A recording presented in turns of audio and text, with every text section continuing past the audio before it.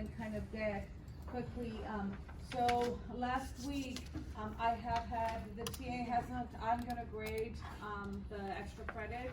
And so you should have a grade for just a simple problem that everybody should have gotten full credit for. But I wanted to talk about kind of the bird case, and so, this is the analysis, this is how I set up, my, bird case, analysis. And so what I did was I had kind of the revenue assumptions, the operational assumptions, and the cost assumptions. And then I basically created two models, one that gave us kind of the lifetime profit, okay, and one that kind of mimicked what they had done themselves in the website. I think just one of the things that I've had a couple of people come to me with really nice kind of correct models, but very unattractive to look at. And so I think that as you're putting together models, I think it's important to not only ask yourself, is the model correct, but is this a model that's going to impart the information kind of clearly, okay? Another way to think about it is that if I take this to my boss, will my boss look good if he used the model that I've created? And so I think part of that is just kind of thinking about how to engineer the spreadsheet so that it conveys information in a really succinct, clear way. One of the things that I kind of mentioned is that, one of the things that we could do here is, in the model, is we could have said, okay, we can have just one spreadsheet where we can look at the different cases and have, using kind of data validation to kind of discuss whether we're talking about kind of each of the super scooter, the base model, or, the optimistic case. And this kind of allows us to very quickly do an analysis and see kind of what is expected. Okay, so I had hoped that as you put together your model that you would have gotten something that looked like this, that it was clear. One of the things that I suggested to folks that came to see me earlier about this was to always kind of look at how it's going to print. So some people have brought models to me where what they did actually looked pretty nice on the spreadsheet, but then when you said, oh, print, it would print it in 3 separate pages, and that weren't really meaningful. And so this is something it's very minor, but I think it makes a huge difference if you send something to someone and they can very quickly print it, look at it, share it, whereas if the pages are not quite right, then, it's more work for them. Okay, so that's one comment on that. Any questions or thoughts? Just pasted over here? Yeah, so what I did is I just copied it because it's not changing, right? It's based on the base model. So I just copied it so that the user can see it, but it's in a separate page, so that if they're not interested in looking at it, they can just be looking at the model, kind of using, the single page view. Where does it say single page view? I don't know. And just look at this part of the model instead of looking at both of the sheets. Okay, so that's an approach. All right, I also want to talk about today's homework and the use of risk target and risk target D before we continue. And so let me run this definition here. So I introduced that idea, and if you went to the help in at risk, you could find information and examples about risk target and risk target D. But I want to make sure that it's very clear as we move forward what it's doing. And so if we have a distribution, okay, and we are talking about this is profit, and I want to know the probability that the profit is less than or equal to $10,000. Do I want this side, this probability, or do I want this probability? Left or right? Left. Okay, so I want this probability. So I'm asking, what is the probability that the profit is less than or equal to $10,000? Okay, and so if I have a model where I have a cell for profit and and that cell is calculated in C14, okay? To get that the profit is gonna be less than or equal to $10,000 in at risk, I would write equals risk target, the cell C14 and $10,000. These are equivalent. That's what the risk target function does for me, okay?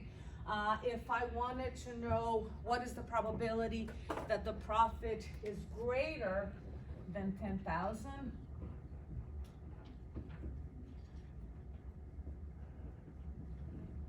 I would say there are two ways that I can do that. So let's to be clear, this is the profit probability. Profit is less than or equal to $10,000. It's that. If I wanted to know the probability that the profit is greater than $10,000, there's two ways that I can do this. I can say this probability is 100% minus this probability, right? So if I take away this, I'm only left with that. So I could say it's equal to 1 minus risk target C14 and 10,000. And that's going to give me this probability. Okay, so it's 1 minus this. Alternatively, I can say, okay, another way that I can do this is to use the risk target D function, which is to say risk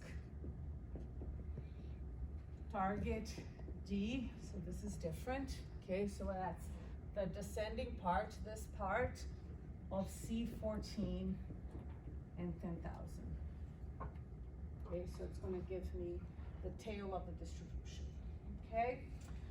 In the homework today, you had 3 cases. Either there was a loss, there was a tie, or there was a win, okay?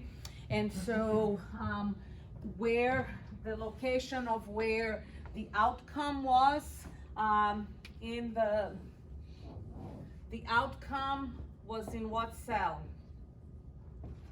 in the homework? D4. It was in D4, okay? So if I want the probability of a loss, okay, so if I'm looking for the probability of a loss, it's equivalent to looking for the probability that the outcome is equal to what? A loss is going to be -1, okay? So I'm gonna say that the outcome is less than or equal to -1. It doesn't matter that this is equivalent to the probability that it's equal to -1. There's only -1. And so I can do this by saying risk target. Do I want D or no D?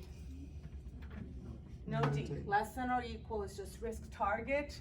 And then I say D4 and -1. That's going to give me the probability. This is the probability of a loss, that it's less than or equal to -1. Are we okay with that? Okay. What is the probability of a win?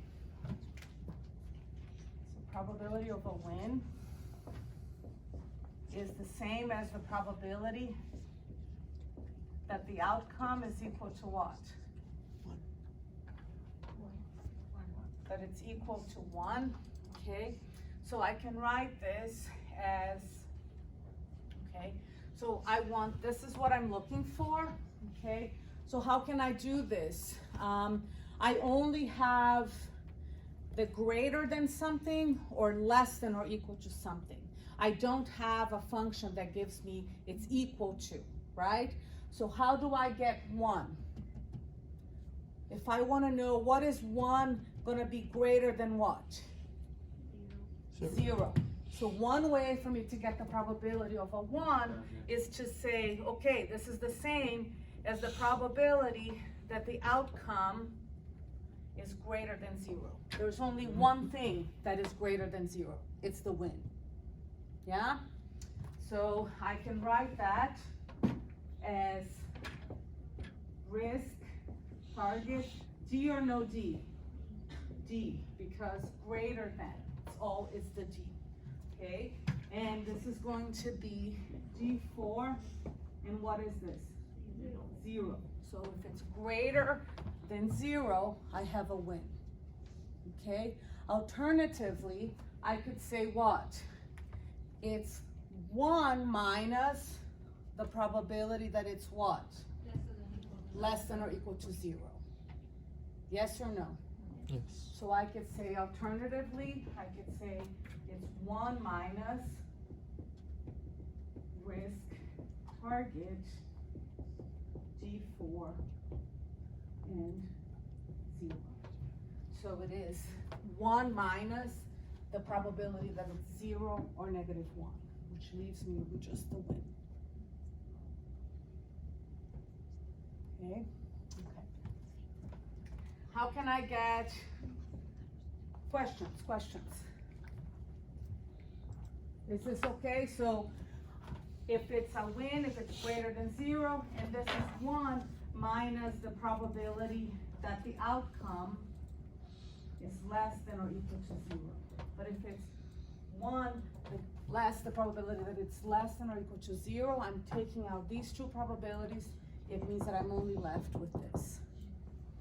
And the probabilities have to sum to 100%. So it's 100% minus the two probabilities that are 0 and negative 1. Are we okay with that? Okay. How do I get the probability of a loss? So again, the two ways to do this is to say, look, the probability of a tie, is I have to take everything that is here minus this probability. And that will leave me with the probability of a tie, okay? Or alternatively, I could say the probability that it's greater than negative 1 minus the probability that it's greater than 0. Yes? So the probability of a tie is equal to the probability that the outcome is equal to 0. And I have two ways of getting this. It's less than or equal to 0 minus that it's less than or equal to negative 1. So I can do risk target G4, 0 minus risk target D4 and negative 1. Okay, or alternatively, risk target G, negative 1, so everything that's more than negative 1 minus risk target G, 0. Okay, so this is probability of a tie. Another way to write it is to say risk target D, D4, negative 1. So all the things that are more than negative 1, 0 and 1, minus risk target D, D4, 0. Okay? All right. I will give you more problems in the homework. What I told folks that came to my office is to basically, you can always find these probabilities by saying, what is the probability of a win here? Can you guys see it or no? Yeah. So it's 25%, and so I can see the number here. And there's only kind of one bar, so I don't have to be that close. It shows me that it's 25%, and then I can see when I'm here that it's the probability that it's greater than 0. It's 25%. Okay? I will post the solutions. I think it's really important for you to make sure that this is clear to you. when you're doing, subsequent homeworks. All right, any other questions? So what I want to do now is, actually go over the investment portfolio that we did, that we kind of got to but didn't finish, or that we didn't even get to last time. So you have a recent MBA, and he wants your assistance in determining how much, how much to save for his retirement. He is right now, thinking that at the end of every year, he's going to put $3,000 in a tax sheltered retirement fund. The annual return for the fund is 12% on average. If, you know, he's 30 now, he wants to know how much money he's going to have in the investment at age of 30. That is, if he makes 30 deposits of $3,000 starting at the end of the year. And so please go ahead and open the investment portfolio return simulation. That's on not today's lecture, but last week, so week 13.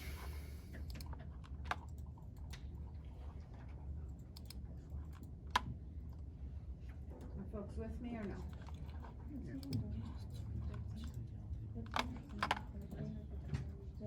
Okay, so if there is no uncertainty, and if he's going to earn 12% and he's going to put $3,000 at the end of every year, how much money will he have at the end of 30 years?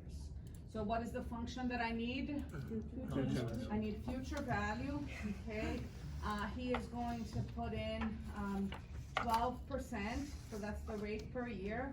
He's gonna do that for 30 years, and he's going to make deposits of $3,000. In fact, I'm gonna make this negative because these are deposits. And so at the end of 30 years, you can expect to have $723,000. This is 12%. This is 12% for 30 years, making payments of $3,000 every year, okay? And he's gonna have $723,000. Are we okay with this? Okay. So now, we're gonna say, okay, supposing now we wanna kind of account for the fact that there is uncertainty, okay? So what we're going to do is we're going to model what happens, let me get past this, what happens if the annual returns are not the same. They're gonna be changing kind of every year, okay? And we're gonna assume that the annual returns are going to have a mean of 12% and a standard deviation of 2%. And we're gonna create a table. So what we wanna do is we wanna figure out kind of what can we expect given that the returns are not going to be fixed at 12%, okay? And so every time we do these models, in this particular model, I wanna know what's gonna happen over 30 years. And so what I'm gonna do is I'm going to kind of look at a 30-year horizon. I'm gonna replicate each of the years and look at what happens in terms of the uncertainty each of the years, and then calculate kind of the return, and then at the very end I say how much do I have, and that's kind of my output cell, okay? So let's go ahead and do that. So what we want to do here is we want to say, okay, at each year we're going to have kind of end of year. So right now is year 0, okay, and we are going to do this for how many years? 30, okay. So let me do that.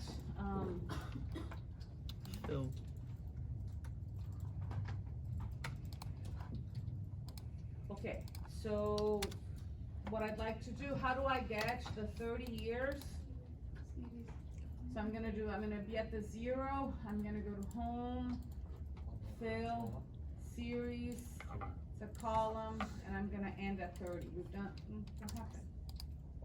Didn't do it, why not?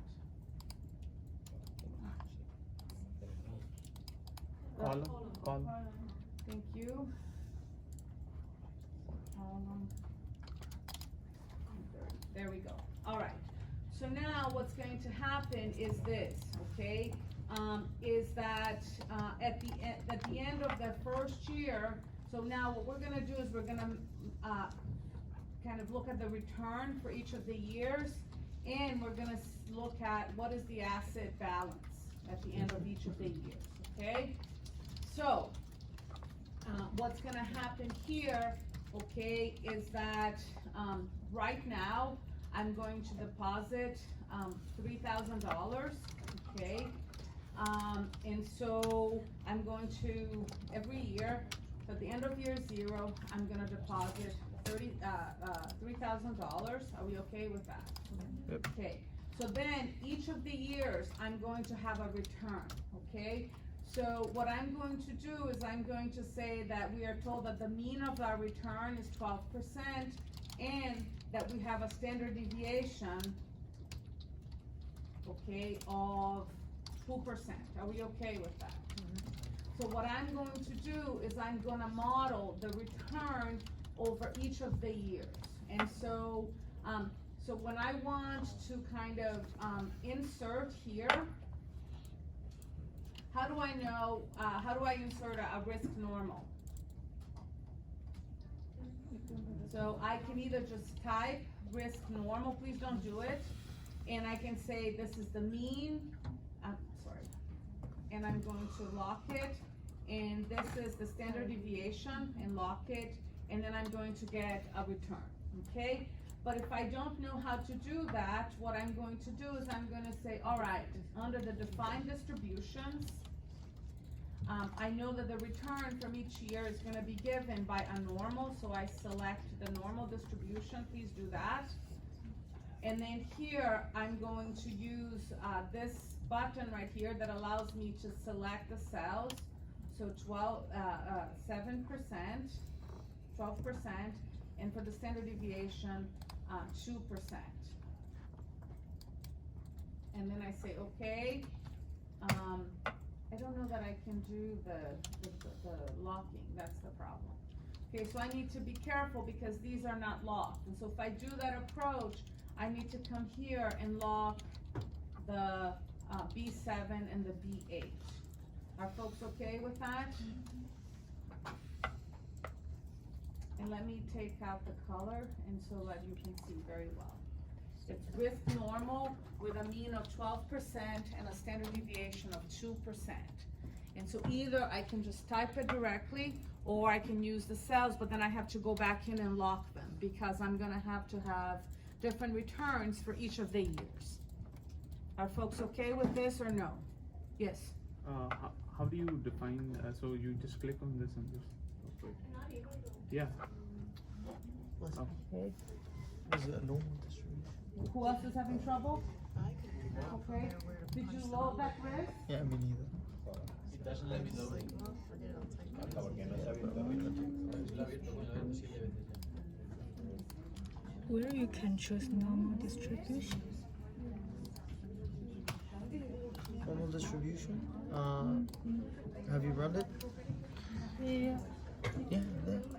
yeah, just put the function there. Yeah, when you define distribution, yeah, you've already done it. Oh, It's already So done. how do you export For example, Okay. if you delete it and you click How do you here, export what? and then I distribution. can choose the. Right. Oh, Looks like risk.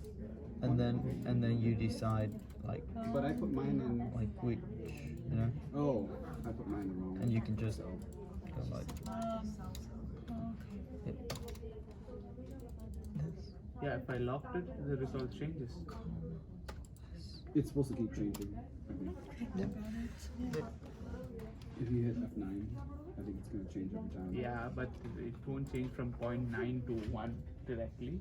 Oh, if you hit F9, that's what again. Yeah, so before I didn't lock Yeah, it, did you? so it was 0.9. All right. Professor? Yeah,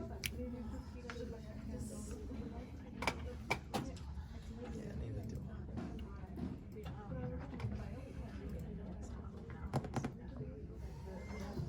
Yes. I won't load. Yours won't load? Professor, if is there a particular way I can lock it while choosing this? No, you have to lock it. Either you have to type it and lock it, or or you have to, if you use the select distributions, then you have to lock it afterwards, or you just type it and lock it as you go along. Okay, so No, it's not necessary. Risk. The others too.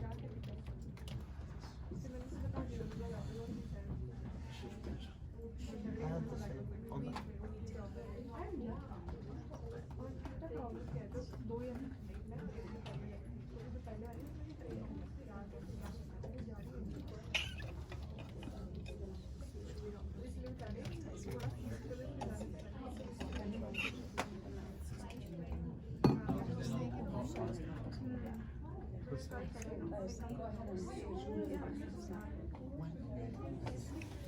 all right, so let's continue here.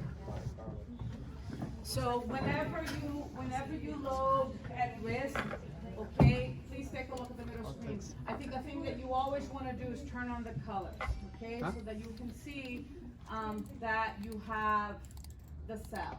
And so now what we're going to do is we're going to say, okay, each year we're going to have a different return. So we're going to autofill, which is why we needed to lock the B6 and the B7, okay? So what I'd like you all to do is to turn off your simulation from using the static button right here. Do you see the little dice? Let's turn it. Also, if we turn it off, all of the returns are the mean value. 12%, Everybody get that? So this is from here, from turning on and off the static versus the simulation results, yeah? So if we start with 3,000, what will we have in terms of our balance at the end of year one? How do we calculate? Plus 12% of Yeah. 3,000. So we're gonna have whatever we had in the previous year, what we deposited, and to that, we are going to earn, we're gonna still have that, plus we're gonna earn the 12% or whatever the return is, Plus plus we input another $3,000, and we lock the B5.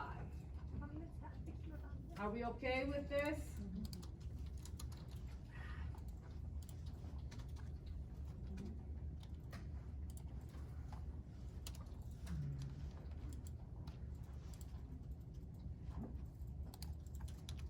Okay.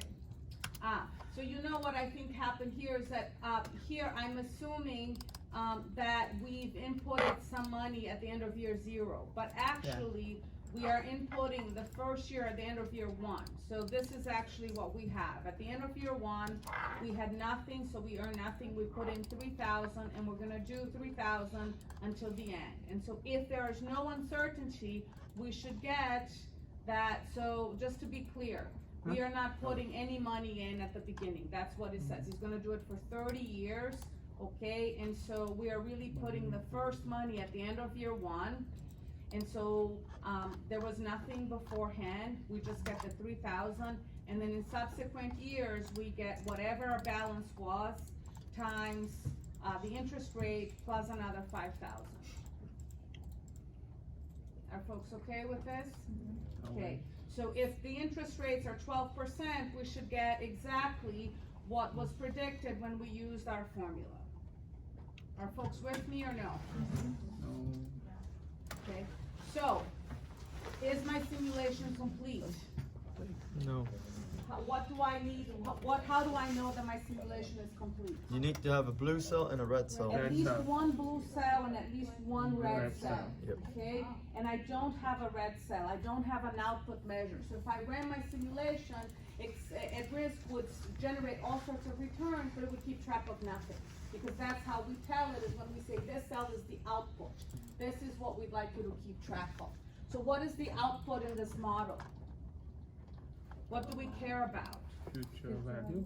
We care the future value. We care about whatever the value is at the end of the 30 years.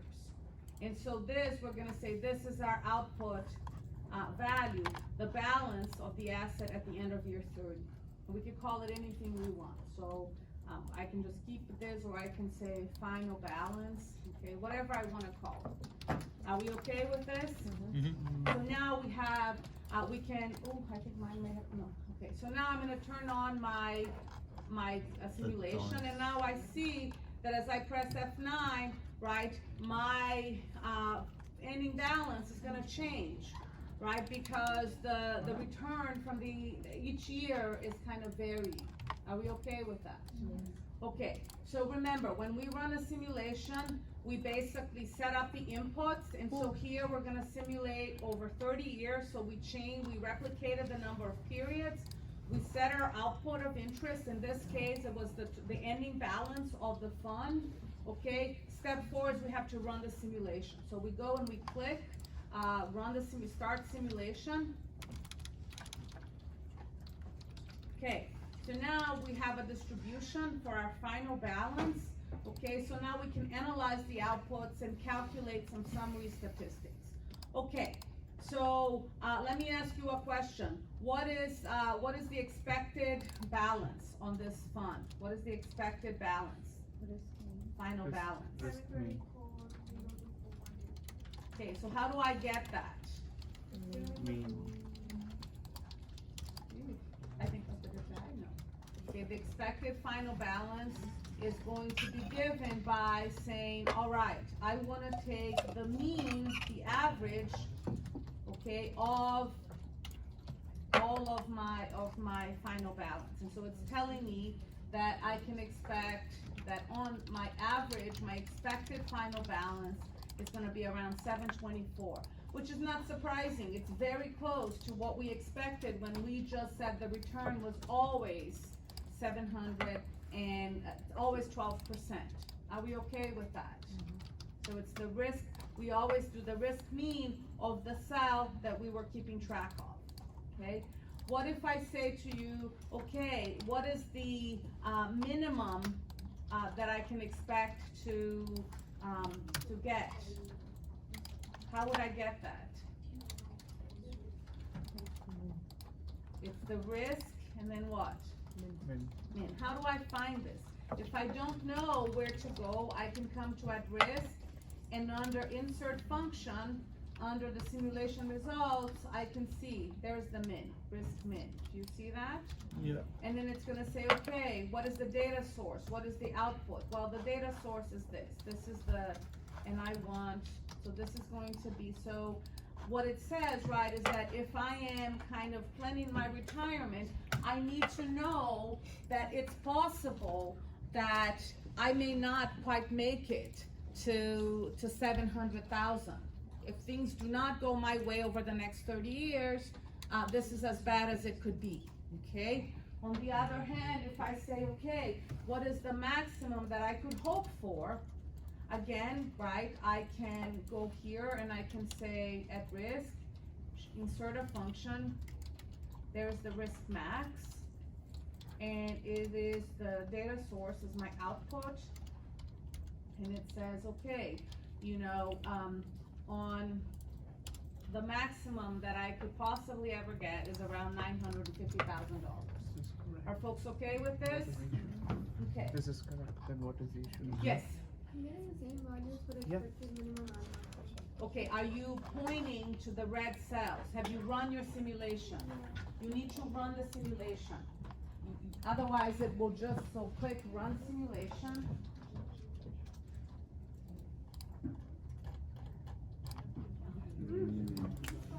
That's a good point. So this often happens, okay? People will like press F9, they will see the values change, and then they say risk mean, risk max, but they haven't run. So the computer says, I only have one value, the latest value, and that's all I can give you, okay? Is that what was happening to you for now? Yeah, yeah. Okay, very good, okay. So now, let's very quickly, talk about, so we've already, so just when you go home and if you're practicing this, here's what we have in terms of how do we kind of define the model, set up the output. We tested by looking at either putting on or off the dice to see, and then we click on, we want to have 1,000 iterations, okay? We're going to click start simulation, and then we're going to get the results, and from the results, yes? what does the dice do again? So the dice basically find here, where's my address? If I take off the dice, it says, give me the static values, give me the averages. And so if you are running this model, we can check very quickly, this is what I expected. This is what I expect using the Excel functions if the return is always 12%. So very quickly I can check that the model as I've set up is correctly. When I say, okay, turn on the simulation, now I'm going to get the actual sampling from the distribution. Are we okay with this? Yeah. Okay. Using GoSeek.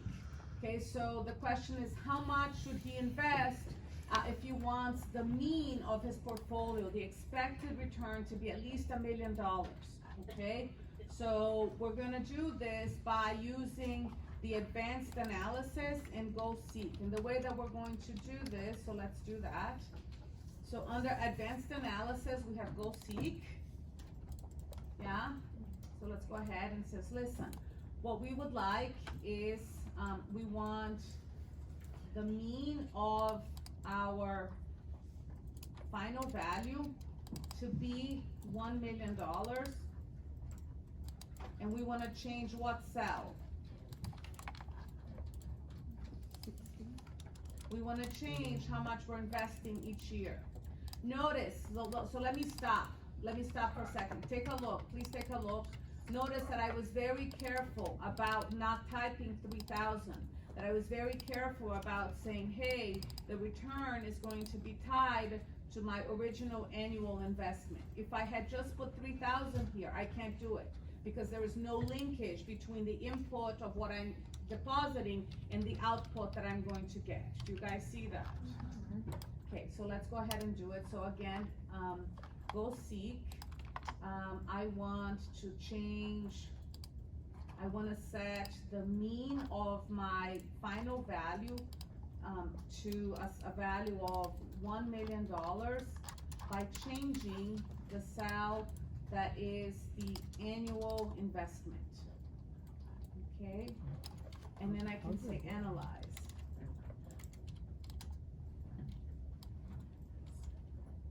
Okay, so it says here that it found an amount, okay, and for mine, the amount is around 4144. Okay, so what it does is it runs multiple simulations, just like the original GoSeek, where it does a bisection, it tries different values. So your value may not be exactly 4144, but it's going to be very close. What did you guys get? 41,144. Oh, really? You got the same? Yeah. 4144. Okay, there you go. Okay, but it's not always the case. If you're doing it, it's not always the case. The question said 60 years. When he is 60, he's 30 Oh. now, in 30 years. By changing what? By changing the By annual changing investment. the So let me do it again if yours, let me do it again, please. So I'm gonna say, GoSeek. I want to change the cell that I'm interested in is the final value of the portfolio. I want its mean to be equal to $1 million, okay? By changing the cell that is in B5, which is the annual investment that I'm going to make. I say okay, and then I click analyze.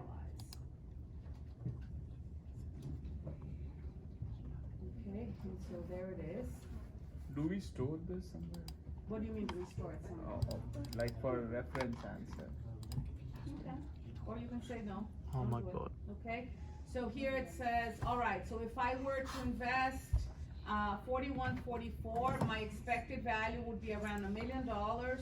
I would be with a minimum of 800 and a maximum of $1.28 million. Are we okay with that? So now the next question is, suppose he wants to have a 90% chance of having at least $1 million, okay? So what I want you to see here, if we go and we look at browse results, okay, so let's browse the results here. What is the probability that he has at least $1 million? At least $1 million. At least $1 million. It's around 30. 50%, 50%. right? But what I'm saying now is that I want the probability that he has at least $1 million to be 90%. He wants to be 90%, so he wants 1 million to be at the 90th percentile, not at the 50th percentile. Do you guys see that? That's the question. So right now, the first question that I asked is, how much should he invest if he wants the mean, the average value of his portfolio to be 1 million, okay? Now, I'm asking, how much should he invest if he wants there to be a 90% probability of having at least $1 million? So now we come back and we say, this is not $1 million, there's like only a 48% probability that he's gonna be at 1 million or higher. He wants this to be a 90% probability. So let's go back and we say, okay, go seek. We want to say, we want the G43 to be, I don't remember if it's in the 90th percentile or it's in the 10th percentile. So let's try, I just don't remember if I have to tell it that the million, if this is like the 1 million is on the 0.9, or if it's in the point, it might be It's 0.10. 0.1, Is yeah. it? I think it is Yeah. 0.1. Let's try that. Let's see.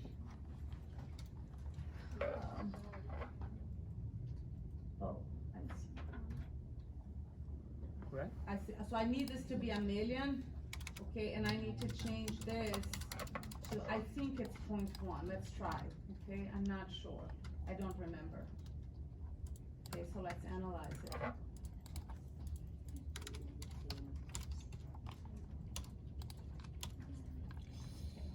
So let's take a look.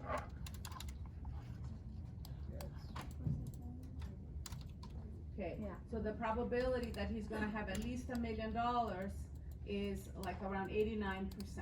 Do you guys see that?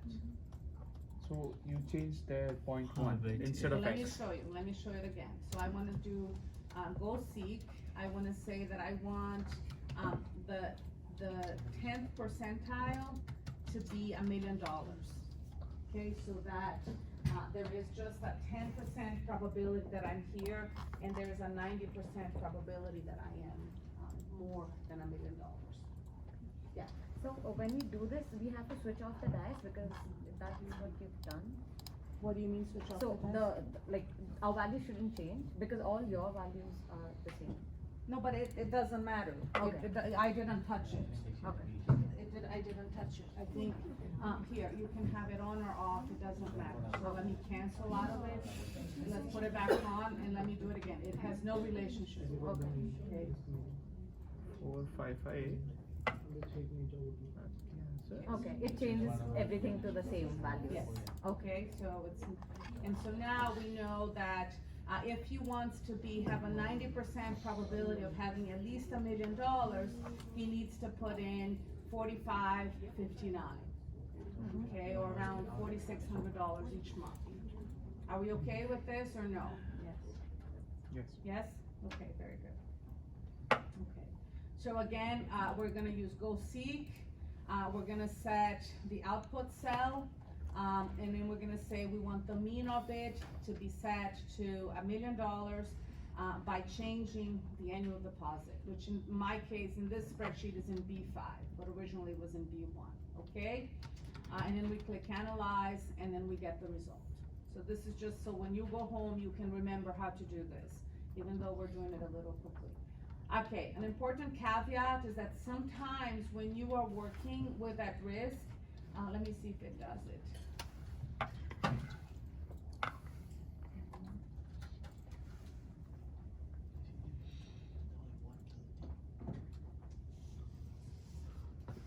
Okay, so it did it. So watch.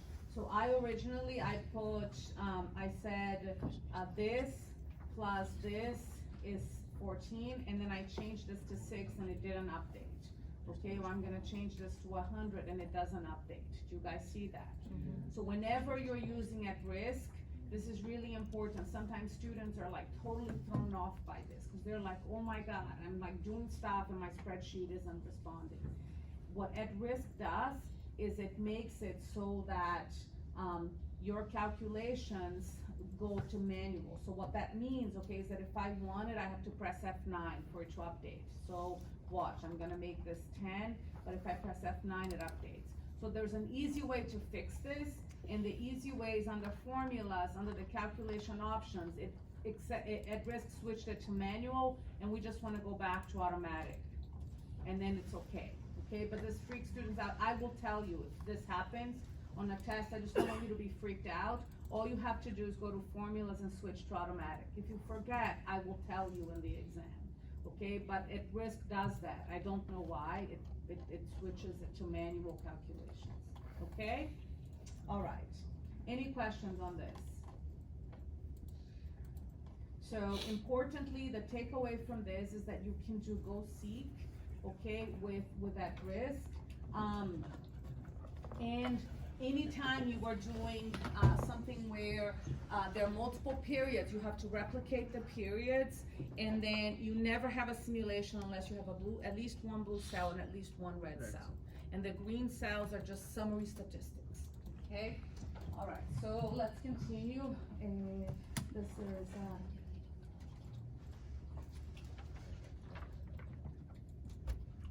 okay, so now what I want you to do is I'd like you to please go ahead and open for today's class the notes for the file called Powell Bookstore Base Case. So let's go ahead and open that up.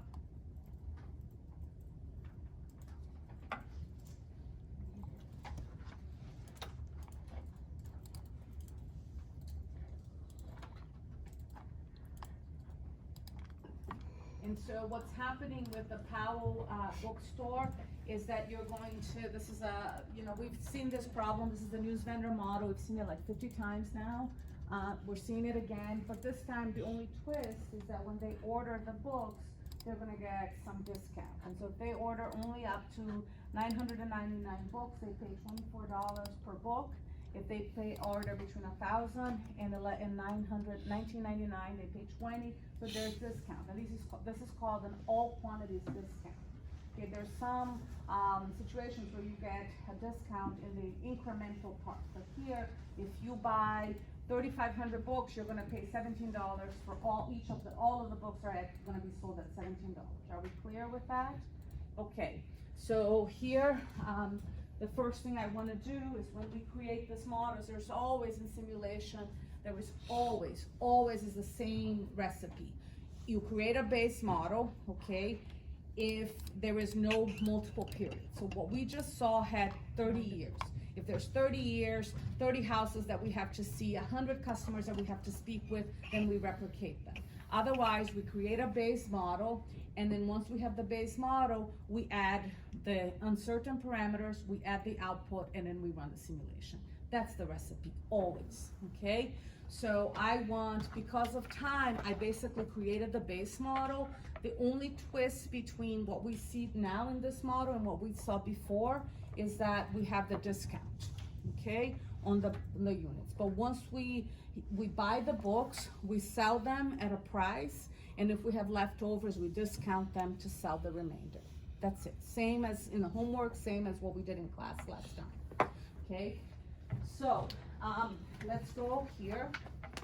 And so what happens is, in this setup, is that he's gonna sell for 30 bucks, okay? He has to, depending on how much he orders, he pays a cost for each of the books.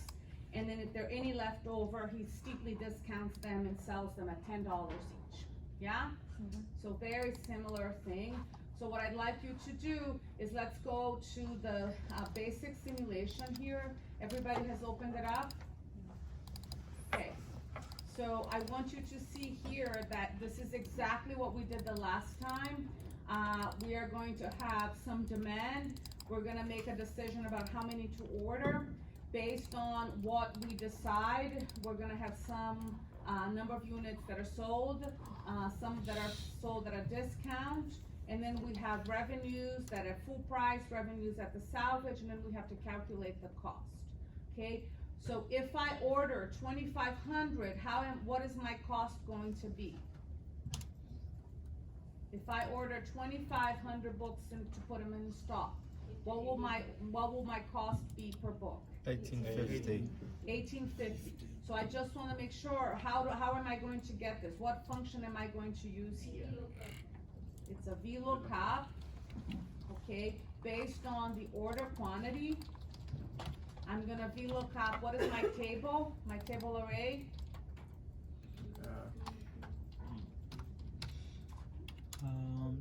D2 to E6.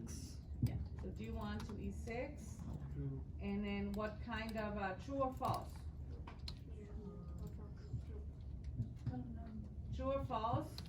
True. Oh, what column first, what column? Two, and then true or false? False. True. No, true. True. It's approximate, it's true, right? And so exactly what we expected, and our model fills out perfectly. So if you were doing this as an exam or as a homework, so in the exam, I will give you the base model, because I wanna make sure that when I'm asking you simulation questions, you don't have to come up with a base model, because if I do that and you get stuck in the base model, I can't ask you anything about the simulation. So in the exam, I will give you the base model and say, go ahead and make the changes so that you can do the simulation, okay? And then I will ask you a question that will just be a modeling question. Okay, so if you didn't do the Blue Cross, Blue Shield, whatever I called it, in this homework, please do it, okay? It's important for you to get practice, and this week I'm also gonna assign a couple other modeling to you. It's important that you do it, okay? All right, so we're done with this. I just wanted you to see that. So now let's go to the simulation model.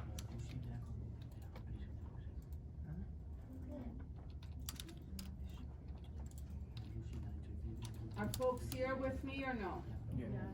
Okay, so we don't have at risk. This is why we're getting the name. So let's go ahead and turn on at risk.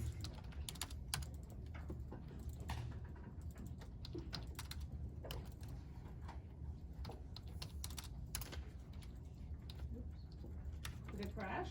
No, it's fine. Okay. Okay, so I have my my simulation model here. There's a couple things. Do I have a simulation model at this point? No. No. No, how do I know that? Blue. I don't have any blue cells, okay? So let's go ahead and do that. So remember, in this model, what I am saying is that the demand now, I would tell you in the assignment that the demand, and in fact I have it here, okay, that the demand is gonna be normally distributed with a mean of 2,000 and a standard deviation of 500.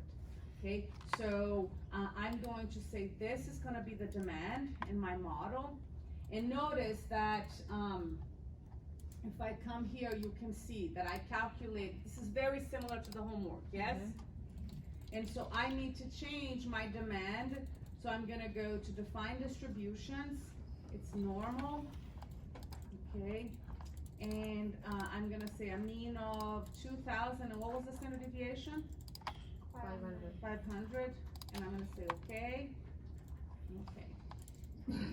Now, we know that demands cannot be, 0.7, so we can either, it won't matter, so we can either just kind of pretend like we don't know that those are not full numbers, or we can use the int function. Either way, we'll be fine.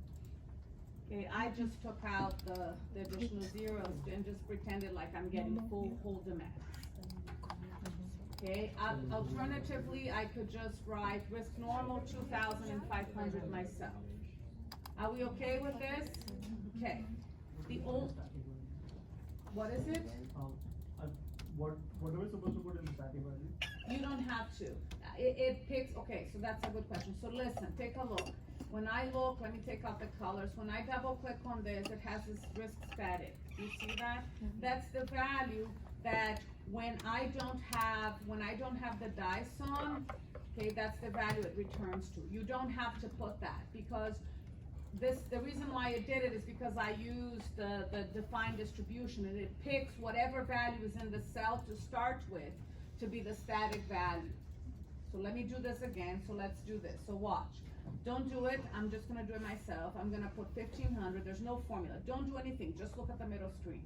I'm gonna go to define, not there, that one.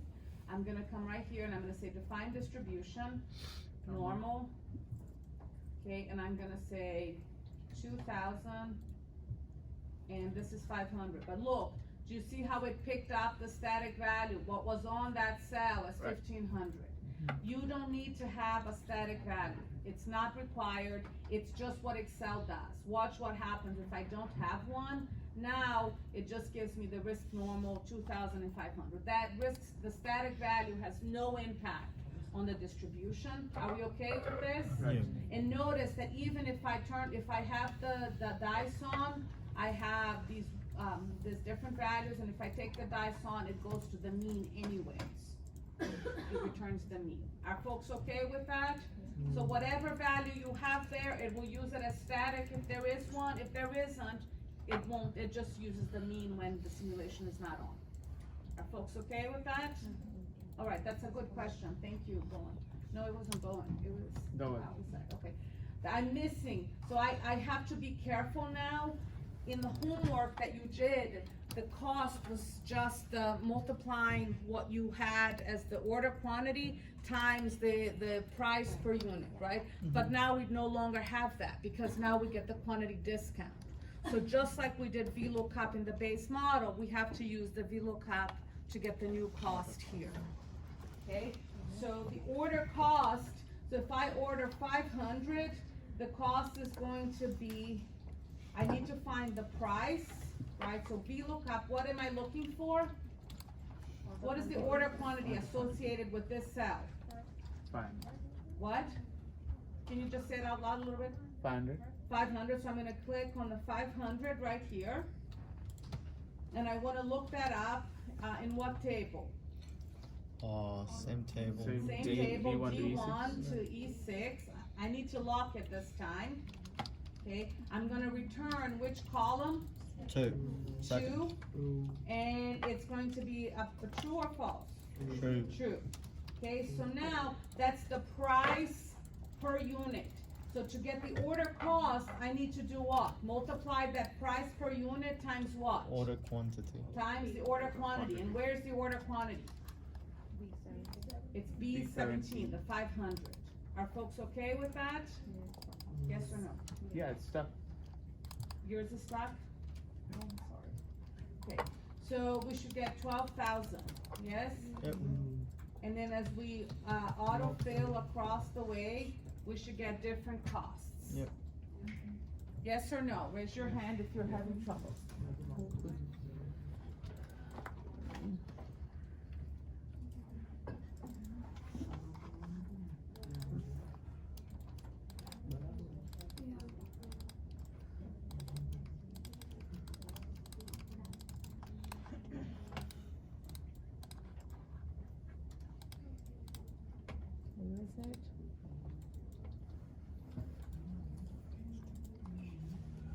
Oh. Yeah, so.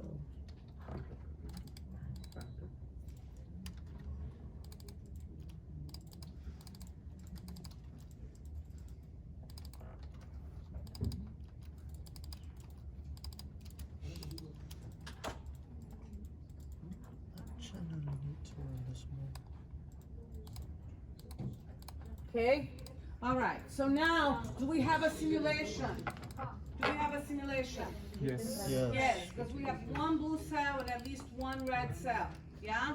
So let's go ahead and run the simulation. Yes, There's some values started changing in her simulation. of course, because depending on the demand, we want to sell what we have. Wait, her dice is on that.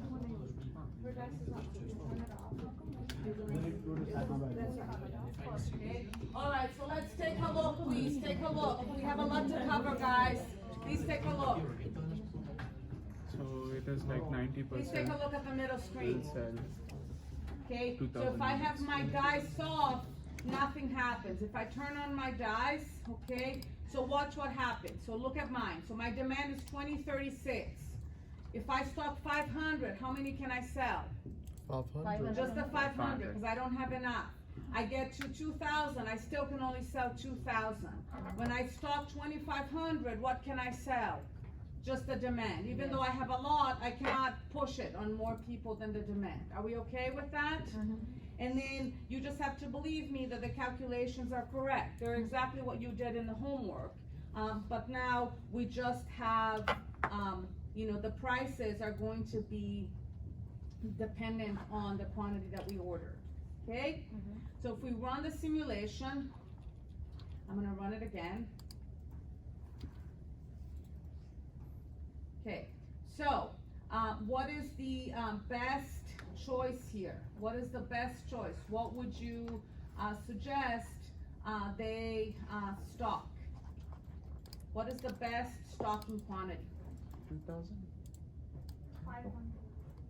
Okay, so we have here, Pranav, why did you say 2,000? Because of the graph? No, Am that's I not the reading it reason. wrong? No, the reason is because 2,000, right, gives us the highest, expected profit. Oh, Okay, so that's why. And so we're looking across, so let's take a look now if we browse results. Let me pick one right here, let me pick this.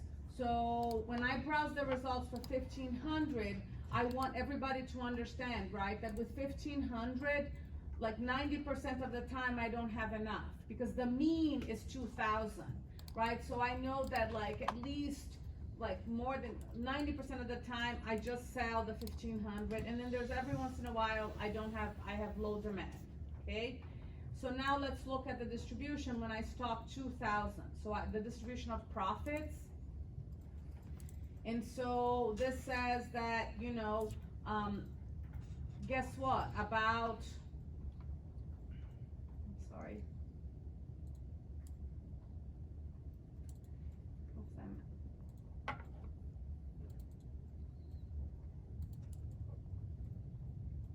So about 54% of the time, I make $22,000. Does it shock you that I have this bar that is around, that is of a height that accounts for 50% of the probability? right. No, right? Because I'm stocking the mean amount. So 50% of the time, the demand is gonna be greater and I'm gonna sell exactly the 2,000. Do you guys see that? Okay, so that's why I have this big bar at the 2,000. Take a look at what happens, okay, if I stock 4,500.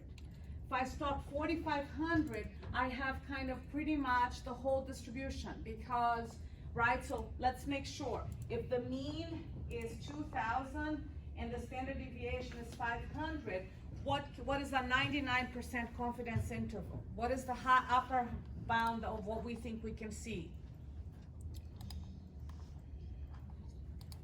What are likely values if you have a distribution like this? It's 3,500, right? We said that the distribution has a mean of 2,000. We are going to see about 500. 3 standard deviations. No, not 500.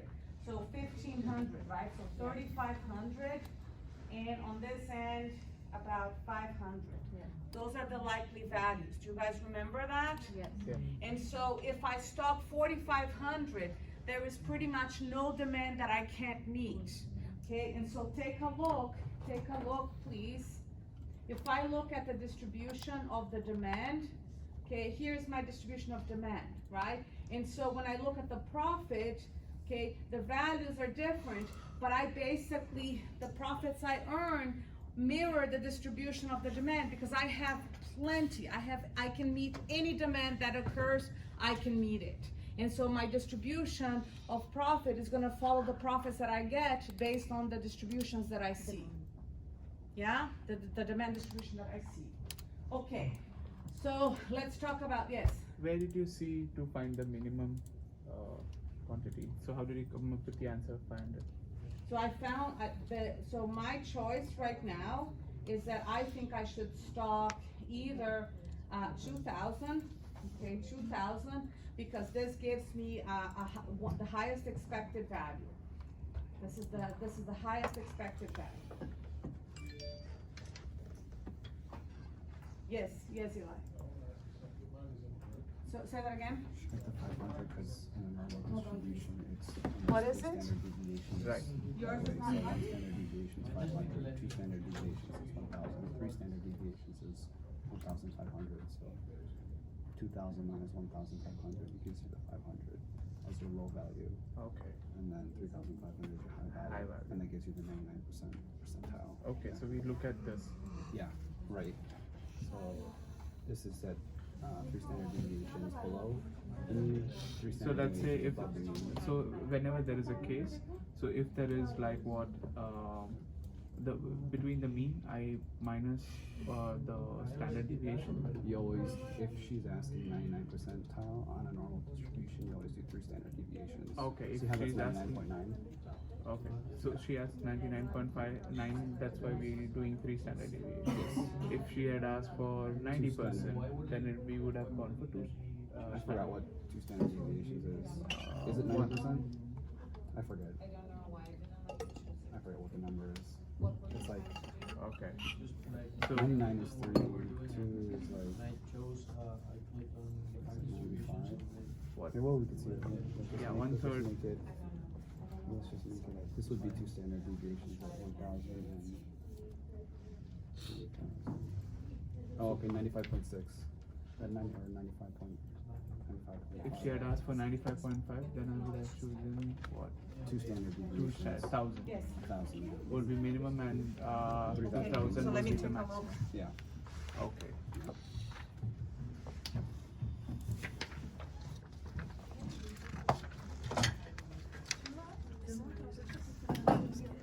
And so where's the question she's asking? Good question. I don't know. That's a good question. It's a question. Okay, questions. Let's talk about what's happening. So other questions? Okay, so now I want to do something else. I want to talk about how do we actually evaluate the model. Okay, so I want to talk about overlaying the distribution. How is it, what's the maximum And so probability please here? take a look. Take a look at the middle screen. $20,000. That's the question. What's the answer right now? Okay, so so I don't know. Sorry. So if I, one choice of how much to stock is 2,000 because it gives me the highest expected profit. But it seems like 3,000 is actually very close, right? If I look at the difference in terms of between stocking 3,000 and stocking, the difference is less than, it's less than, here we go. It's less than 1%, okay? And in fact, it's 0.5% difference. And so one of the questions that we may want to ask ourselves is kind of what is the difference? What am I giving up by stocking 2,000 versus stocking 3,000, okay? So one of the things that I can do is I can go, let me go ahead and click on the profit for 3,000 and click browse results, okay? So here's the distribution of profits, and not unexpectedly, there's very little of a mass over here because we know that 3,000 is very close to what we can expect to see, right? So we don't have that big bar that we have the 50% around the 2,000. But what we can do is we can compare the two distributions. Do you see this button right here? It's called the overlay button. So let me show you here. So once we select, we can click on the overlay button. And we can click on the overlay button, which is that button right there. Once you've already done one browse results, are folks there? Yeah. Okay, and once we do that, we're gonna select the profit for the other, so let me do this. So Wait. I'm gonna click overlay, and then I'm gonna say, hey, show me the overlay of the distribution of the profits for 2,000.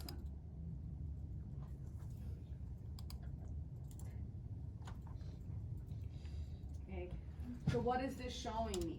It's saying, look, here's the trade-off that I'm making, okay? On average, I do better if I stock 2,000, okay?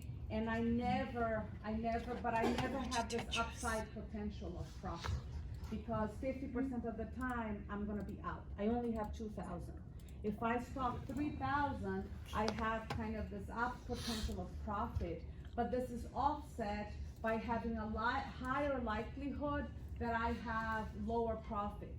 The red line on the left, you can see the red curve is higher. There's higher probabilities of losses if I have 3,000, because some of the time I'm gonna have too many and I'm gonna have to steeply discount them. Do you guys see that or no? This is how Yes. to basically look at this graph and say, okay, if I stock 2,000, that's the blue curve, I have this huge probability mass, okay? That's 50% of the time, basically, because I only have 2,000, that's the mean. 50% of the time, that's all I can sell. And there's a lot of probability there. That's that bar, the blue.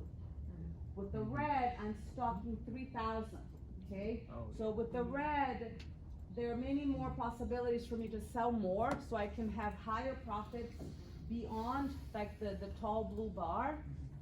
But there is also the downside, which is that on the left side, you can see that the red curve is higher. There's a higher probability of getting the lower profits, because when the demand is low, I'm stocking 3,000, I have to discount things and sell them. And that leads to kind of a more of a loss. Yes or no? Okay, so we can do, so this is what you get when you do the overlay, okay? So let me do it again so that you can see it. I'm gonna pick the 3,000 and I'm gonna say browse results. Oh, let me clear the overlay. If I click on it again, I have the option to clear the overlay. So there I have just the profit associated with stocking 3,000. If I click overlay and then I say show me the profits, the distribution of profits for 2,000 and say okay, I get this distribution, okay?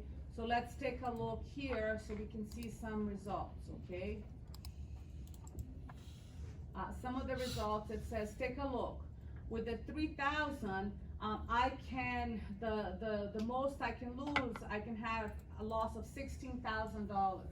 Whereas if I stock 2,000, my losses are capped at 12,000, okay? Because I don't have to discount as much, okay? On the other hand, the maximum profit I can make if I stock 2,000 is 23,000, okay? That's when I sell everything. But with the stocking 3,000, I actually can make as much as 39,000, okay? So the mean of 2,000 is higher, slightly higher than the mean of 3,000, but I have these two competing now things. What do I prefer? I think if it were me, I would stock 3,000, because I'm like, you know what, the average is 5% off, but I have all of this upside potential, and the downside potential is not that big, right? It's 23 versus 39 versus a loss of 12 and a loss of 16. So even though the average suggests 2,000, I may choose to go with 3,000.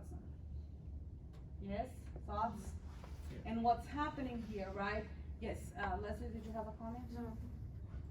Okay, so that's kind of, so that's what's happening here. So let's talk about a couple measures of a couple other ways to kind of see why these two choices, you know, how would we decide between these two choices, between 2,000 and 3,000? Who knows about a measure called fill rate? Who knows about fill rate? Okay, so this is a measure that companies like Amazon use with their supplies, okay? So if you sell through Amazon, they tell you that they want you to have a fill rate of around like 98 or 99%. So the fill rate is the fraction order.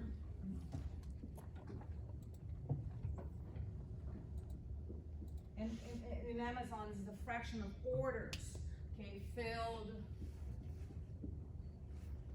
from stock. Okay, so that means there's no backlog, okay? So if I have an order, okay, for, a 150, okay, and, I stock 100, actually, and I stock, 200, what is my fill rate? 150 by 200. What fraction of my order did I fill directly from stock? 75%. 100%. 100? This is Oh, what yeah. I have, this is Yeah, the yeah, yeah. quantity that I have under stock, 200, this is my order. What fraction of my order did I fill directly from stock? 100%. 100%. This is the fill rate, it's 100%, okay? Now, supposing that I stock, 200, but I had, an order for, 300. What is my fill rate?